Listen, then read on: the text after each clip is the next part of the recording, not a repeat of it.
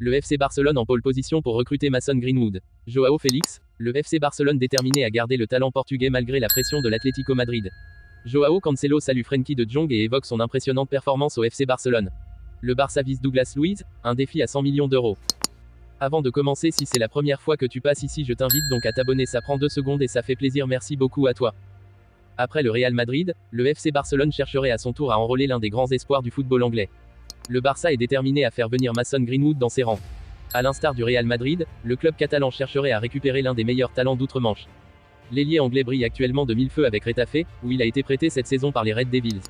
Il se peut cependant qu'il ne termine pas l'exercice avec la formation de la banlieue de Madrid. Les Blaugrana font le forcing pour attirer cet élément en leur sein. Il correspond au style de Barça. Selon The Sun, une source a déclaré que Barcelone est extrêmement intéressé par Greenwood et est déterminé à le faire venir. La source poursuit en affirmant que, pour l'instant, ils mènent la course et sont en tête de file.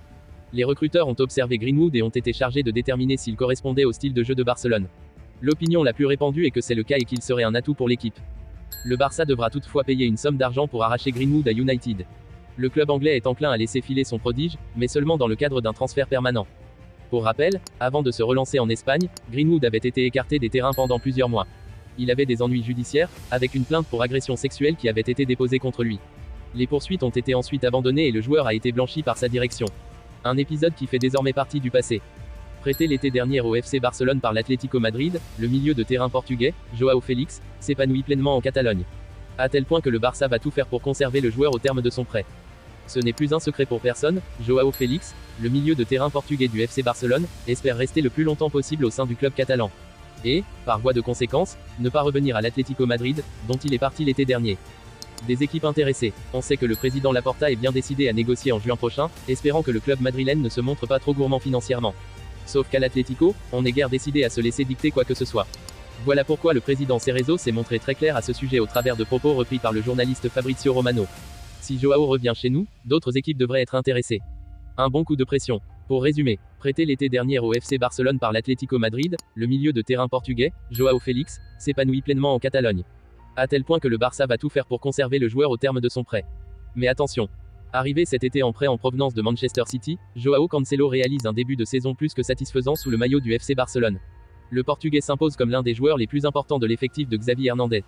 Le Portugais est décisif et a déjà trouvé le chemin du but à 3 reprises pour 2 passes décisives délivrées en 21 matchs joués.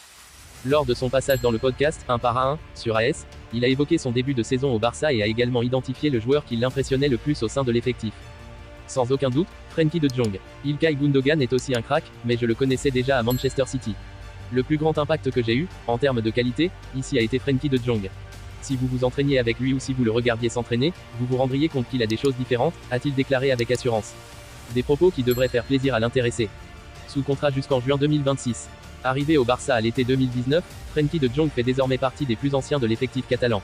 Le milieu néerlandais est même considéré comme l'un des capitaines de l'effectif. Néanmoins, depuis son arrivée et son immense talent, l'ancien joueur de l'Ajax Amsterdam n'arrive pas à faire l'unanimité. Il alterne souvent entre le bon et le moins sur les pelouses du championnat espagnol.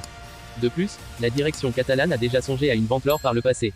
Sous contrat jusqu'en juin 2026, l'avenir du milieu au Barça n'est pas encore assuré.